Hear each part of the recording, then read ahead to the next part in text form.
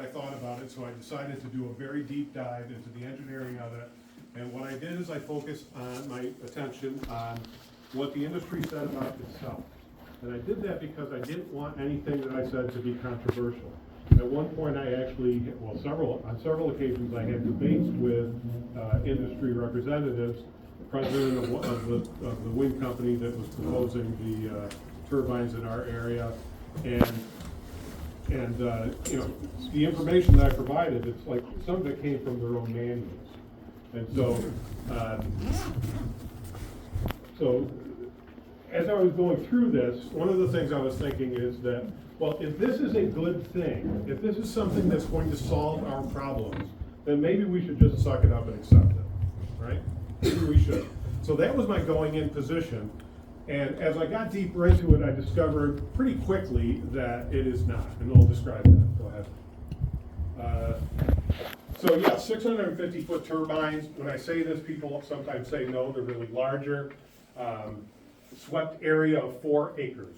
So 4 acres in the air, 4 acres swept area in the ground. Red flashing lights. And if there's 2 here, they'll be flashing in unison. If there's 10 or 20 or 50, they'll all be flashing all together. Red lights, red lights, red lights, all night long. Go ahead. They're surrounded, or they're supported by these massive foundations. Oftentimes these require blasting, in particular if you only have 2.5 feet down to bedrock, you're going to need to blast 60 to 85 feet in diameter, 10 to 20 feet thick, 400 yards of concrete or more. These are absolutely massive. These little things here in green, those are people standing on top of it. Oh.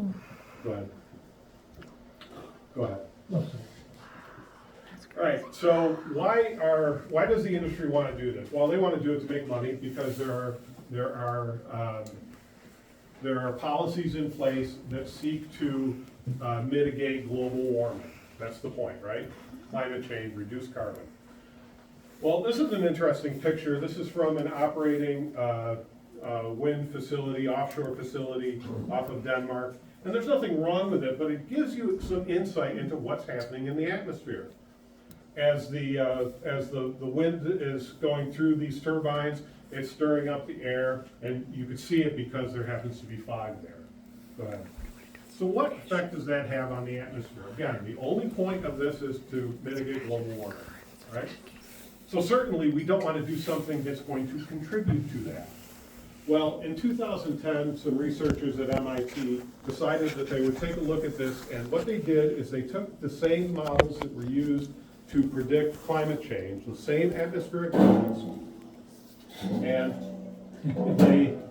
what they did is they adjusted those models to take into account a build out of wind turbines that was being proposed. Okay, not 2 here, but millions that would be proposed across the continent, which is kind of what the ultimate plan is. And what they discovered is that because that slows down the atmosphere, it reduces convective cooling, it does various other things, this increases land temperatures and changes global patterns of rainfall.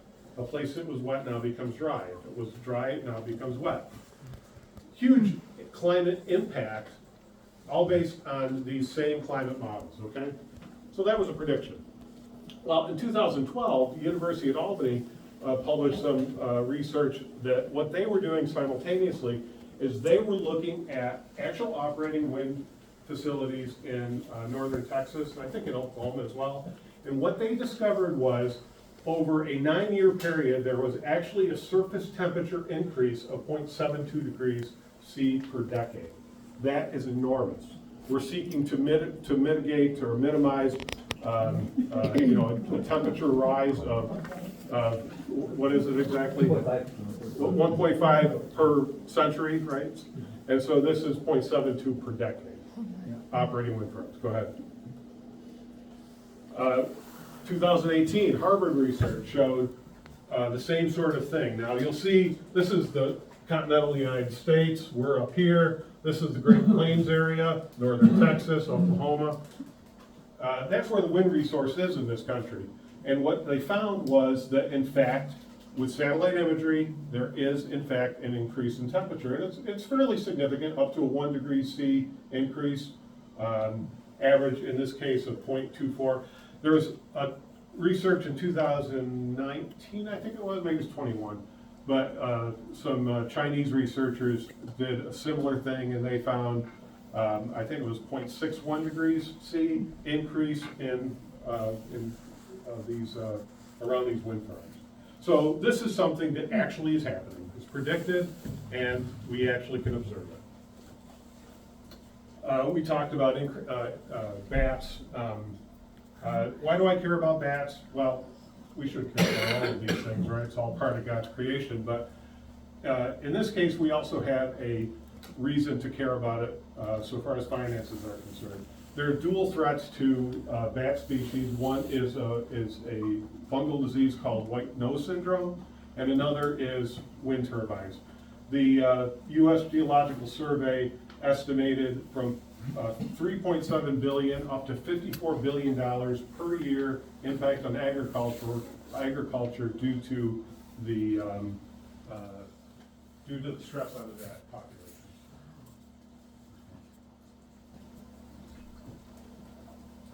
These turbines use permanent magnets, and the permanent magnets have rare earth elements. These are mined in places such as Mongolia, China, various other places, and these are, the tailings from this are toxic. It causes huge problems. Sorry, that's okay. All right, now the only positive thing about a turbine or anything that is generating electricity is how much energy does it, or how much electricity power does it generate, how reliable is that? So it's important to look at this, okay? So here is this is a graph, wind speed on the bottom, this is electrical output. This happens to be a 1.5 megawatt turbine, but it could be any one. They all have the same character because it's fundamental to the physics of wind. And so what you find is that there's a very steep increase in power output with a very small change in wind speed. And so if you double the wind speed, you get 8 times the output nominally. If you have the wind speed, you get 1/8. Okay, so that's a huge change with small changes in wind speed, and this turns out to be a big problem. Go ahead. This is a graph from GE Energy. Again, I only looked at things the industry said about itself. This is a report by GE Energy, commissioned by NYSERDA. This is reads 1 month of 1 second resolution data from an operating wind farm. Up, down, up, down, up, down, up, down. We go from full on 100 megawatts for this particular one to basically 0 within short periods of time. And that's really what happens. Go ahead.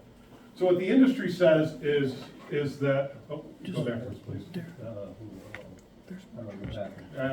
Right click. It's okay, just don't worry about it. All right, so what the industry says is that let's just take an average of that. So we're gonna average this, and it's gonna be about 25%, 28% if we're lucky, and everything's good. We just averaged it. I said last time that I used to deliver newspapers, and if I delivered a newspaper on Monday and on Tuesday, if I took Wednesday and Thursday off but delivered 3 newspapers on Friday, you got your newspaper, right? 5 in the week. And that's the same sort of thing here, is that you can't rely on when this power is going to be produced. And that's key for power production. It has to be reliable. Now, the grid can tolerate some of this because we turn lights on and off, we turn motors on and off. It can tolerate some of this.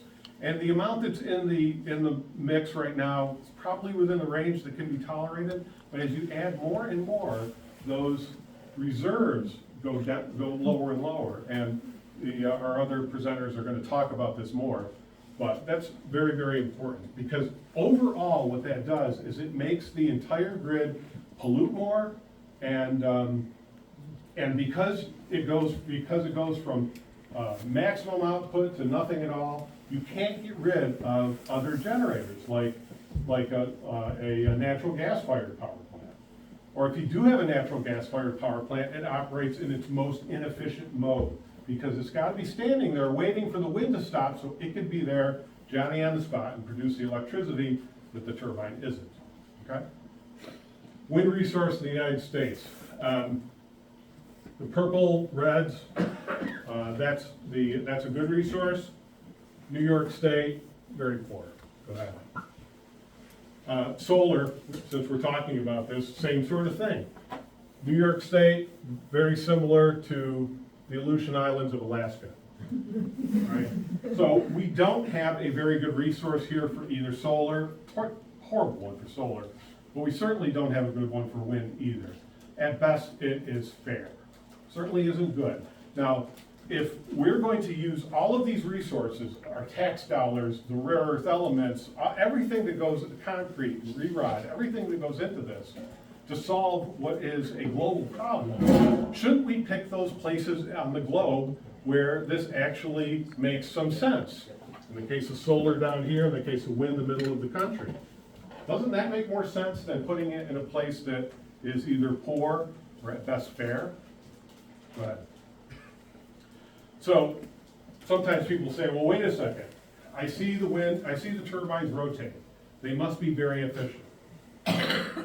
Well, that's actually by design. There's a couple reasons for that, technical reasons, but the Wind Energy Handbook suggests that you should design the turbines so that they start rotating at low speeds. Remember that big steep curve? They don't produce any power, but they're rotating because this will improve public perception. People want to look at it and think happy things are happening, okay? But just because they're rotating doesn't mean that they're producing power. They might be, but you really don't know. Go ahead. Here's an issue that impacts the noise effects. It's called wind shear. And this is a reason why turbines are made very tall, especially in an area that is poor or at best a fair resource, because you make them very tall, the higher up you go, the more wind there is, okay? If we had a really great resource, you can make them small. So this is a graph of wind speed and height, okay? So up here is 100 meters, that's thereabouts is what you're talking about for the hub, the rotating center hub of the turbine. And there's a couple graphs here. Red is during the day, not a huge change in wind speed as you go high, but at night, if that's the blue curve, big change, okay? So what does that mean? What impact does that have? Well, when you're talking about noise annoyance, okay, a sound being obtrusive, you really are talking about this noise as compared to the background. So if you go into a city and you measure the ambient noise, it might be 45 decibels, okay? Honking horns, vehicles, trucks, whatever it is. And an increase of a new noise source introduced, maybe somebody's pump for their swimming pool or something like that, is not going to have a big impact, okay, because there's already a fair amount of background noise. That's not the case in a rural area. In a rural area, we have very low background noise levels. And this wind shear means that at ground level, there's very little masking noise like rustling of leaves and things like this. So at night, you have a lot of output, a lot of noise because that's where because the wind speed's increasing at the hub height. But at ground level, there's very little, so you don't have the masking quality. This makes the sound very intrusive. This makes it a very annoying sound. Go ahead. Here's an example of a wind speed graph. This is a histogram if anyone's a mathematician. But basically what it shows is that for the 30% of the time, in this particular example, we're not producing any power. So most of the time we're producing kind of a middling level of power. Occasionally we're producing the sort of power the thing is rated for. That's typical. Almost everywhere you look, you have a graph that basically looks like that. Might be shifted a little bit here and there. Basically looks like that. Go ahead. Yep, keep going. So turbines produce power sometimes and consume it all the time.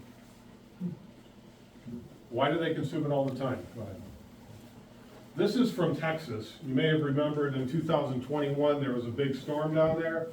To be fair, everything had a problem. Nuclear power plants had trouble, natural gas had trouble, everything did, nothing was winterized.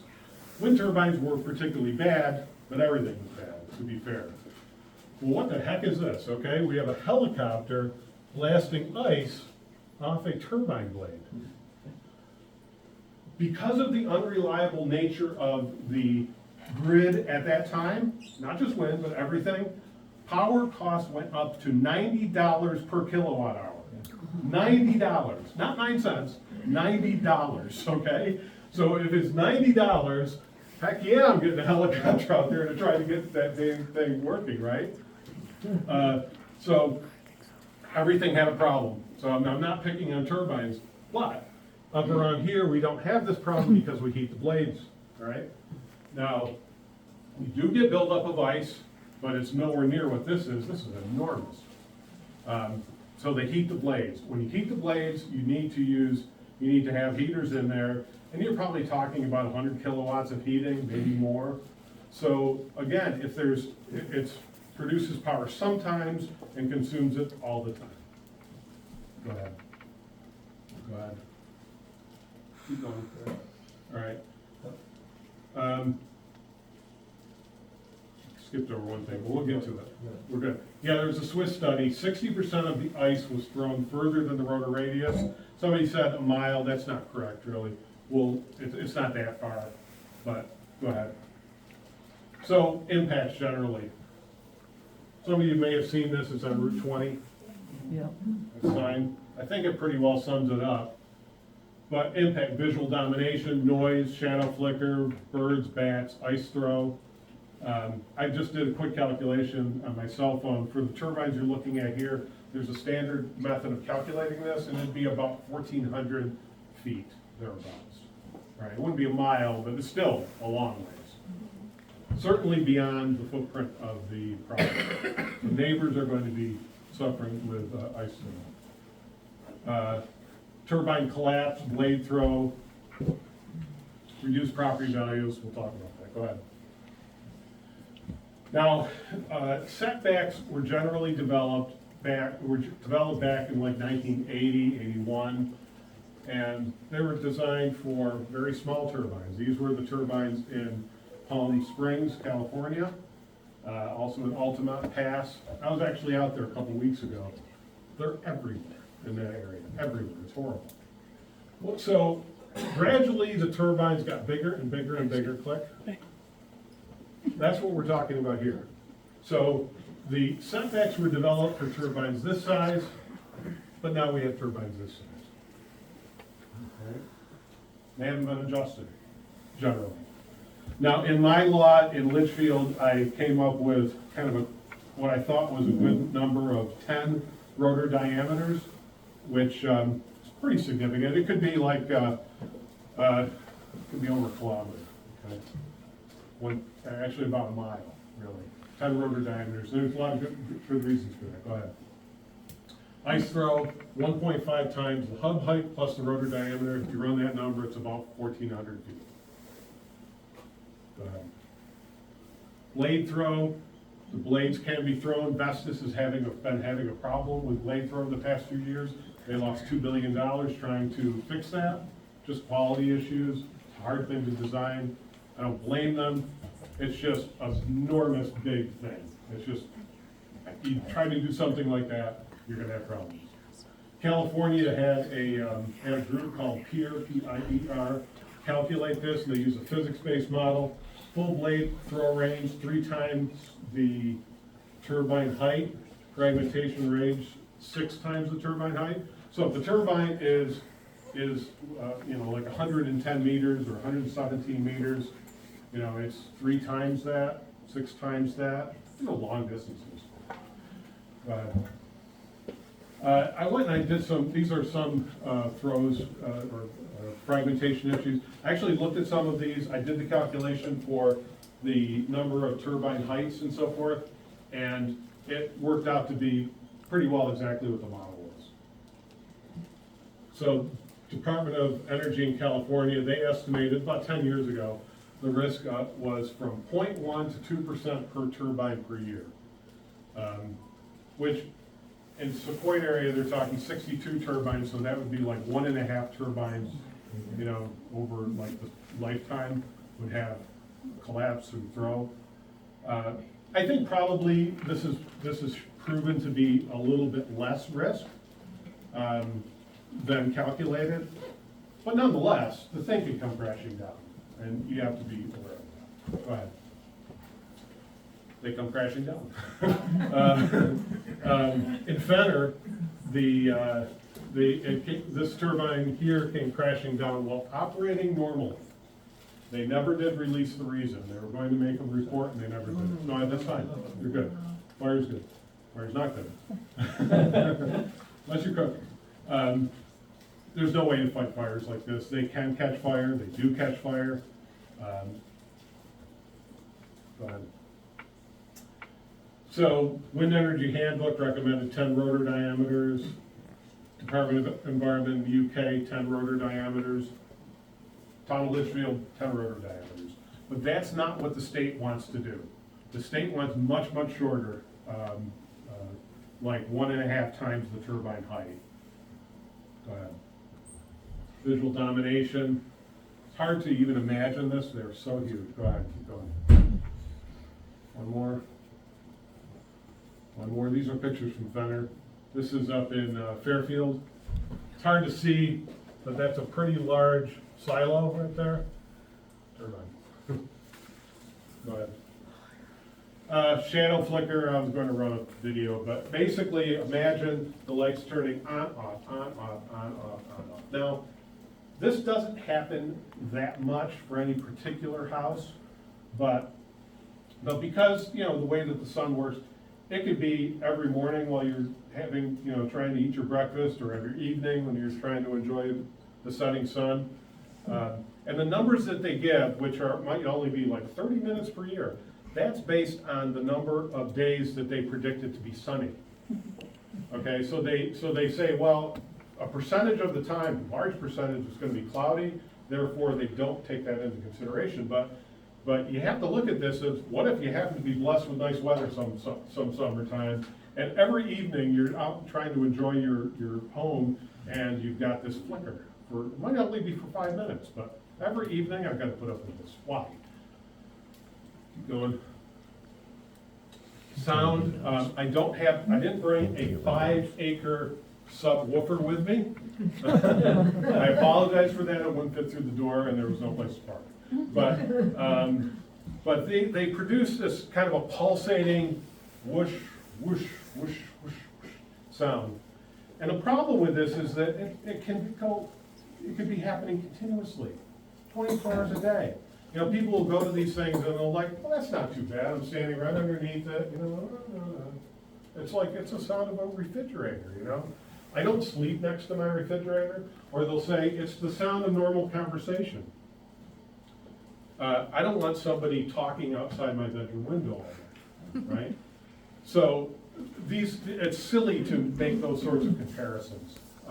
It has a unique character to it. Has a lot of low frequency sound content. Go ahead. Here is a graph that was done by researchers Pedersen and Way are their names. And what they did is I know it's hard to really see, but this is the noise level, 45 decibels. That's what they're proposing here locally. There's problems with that number, but let's say 45.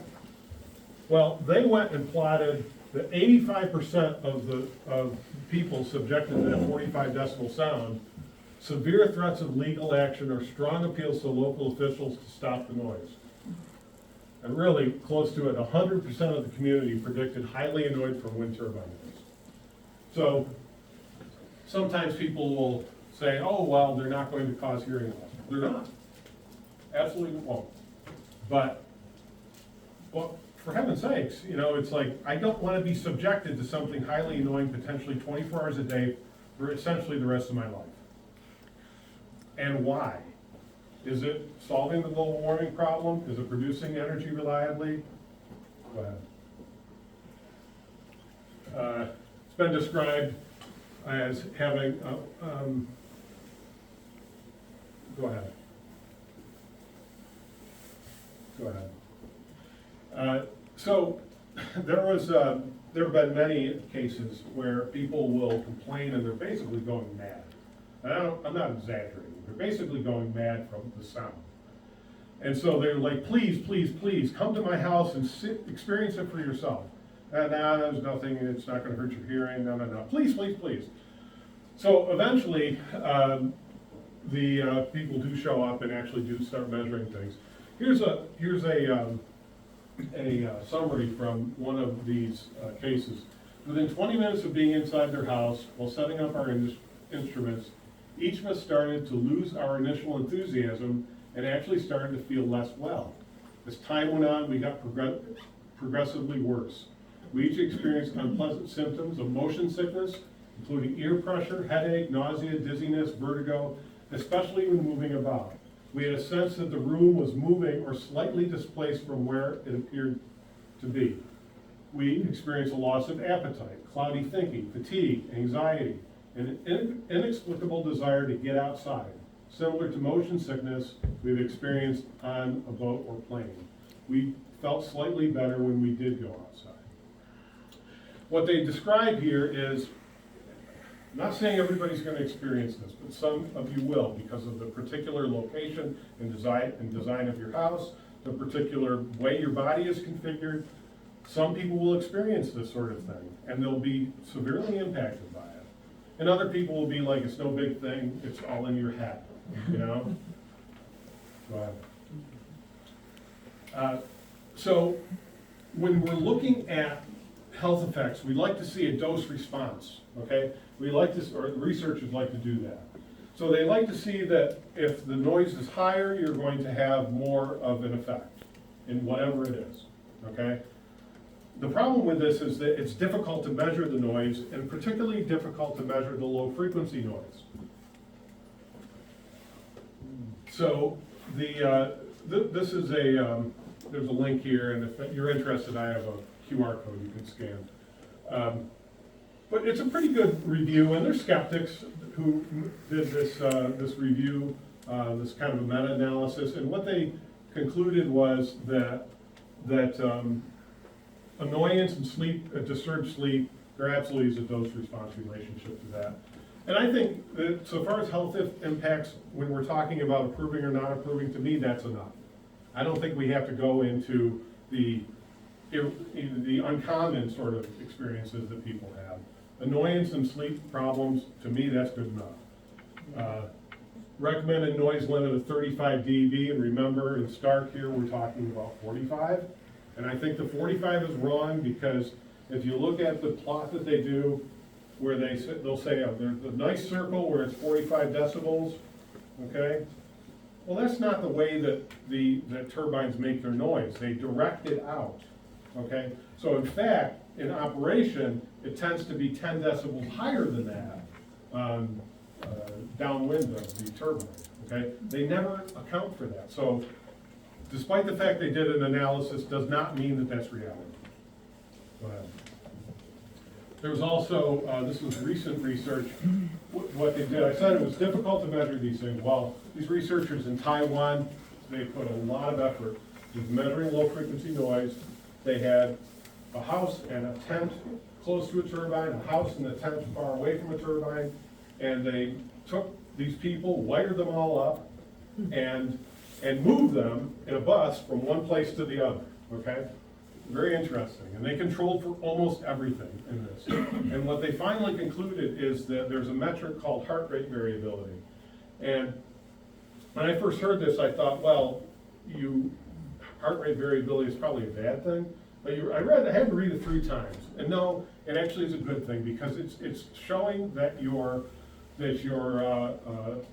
sympathetic and parasympathetic nervous system is operating properly, and you're responding to the stimulus around you in a healthy way.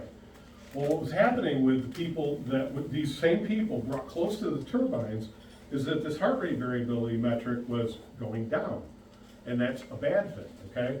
This has been linked in other studies, not specifically to turbine, associated with an increase in morbidity and mortality and cardiovascular disease.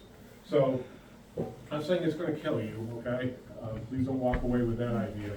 But you know, there's something to this low-frequency noise that we don't yet understand. And there are definitely health impacts. And, go ahead, one more. Property values, you wanna talk about that? Probably not. If you do a quick search, it's a little unfair, but the search will say, yes, they decrease property values 10% or make the property unsellable. And even though I think it's a little unfair, it's actually probably correct, okay? But researchers, they want to see statistical significance, and the problem is, click again. There was this study that's routinely referenced from Berkeley Lab in 2013, and what they did is they said that they concluded no statistical significance to property values. Well, because of the small data set, a 9% reduction in property values would not have appeared in their study. So not significant, could mean up to 9%. But there were only 3 sales in Herkimer County within half a mile of a turbine. Very, very small data sets. And then they actually did find that property values went down, but they used this spatial hedonic analysis, okay? Hedonic, hedonism, you know, pleasure seeking, right? And spatial locations. And what they did is they said, yeah, the property values went down, except that the houses, and this is actually from the study, the houses were on average 54 years near the turbines and 53 years away from the turbines. So an older house is gonna sell for lower, so we're gonna explain away with that. And the properties near the turbines had an average of 1.6 bathrooms, and further away it was like 1.7, and they were like, so that explains everything. And that's literally what it was. So, you know, these things, you know, it's like location, location, location, right? It doesn't lend itself to statistical analysis because they don't look at participating property owners. They don't look at anybody who has who hasn't sold their home. So, go ahead, Cliff. Go ahead, one more. This is, I should have told you that I actually own, I'm a part owner of a property with a turbine in it, up on Maple Ridge. So I went up there, this is where my property that I used to work on a farm up here. My mother was born in this property, and we went up there just to spend the day. And I looked around, all these arrows are turbines. This is up on Tug Hill. There's a turbine on this property too, but right here, this is on our property. Everywhere. And this is what happens when you say, I'll sign if my neighbors do. This is what happens. But the other thing is that if they're looking for your property, it's because they need it. It's not because, yeah, we'll give you a nice deal and everyone's gonna do it anyways, and it's a fait accompli, sign here, it's gonna happen anyways. No, no, no. They need your property or something. And they may not even know for sure what. It may be 1 turbine, 2 turbines, 3 turbines. It may be trenches to put underground cables. It may be access roads. It could be anything. And the leases allow them to do anything, and they typically give 7 or 9 years for them to do it. And I asked the question, if these things are so likely to happen, why do you need 7 or 9 years to develop the project? And on the lease for the Enel Energy, if they're waiting for a permit, that extends the time. So if they're waiting 5 years for a permit, it's now 9 plus 5, you know, it's 14 years. Before you actually even generate revenue. So, go ahead. I think that's it, right? Any questions? A lot here. And I was saying right before that people who want to sell you some new thing, okay? There's this new thing that's gonna solve all your problems. If you have to do a lot of research to really understand it, they know you're not going to, okay? So I really applaud you for coming here today, because there's a lot of technical stuff here to understand, But you gotta understand it to understand how your community is being impacted and how your tax money is being spent. And they rely on people not to study it, because it's hard. So, thank you for paying attention. You've been- Thank you.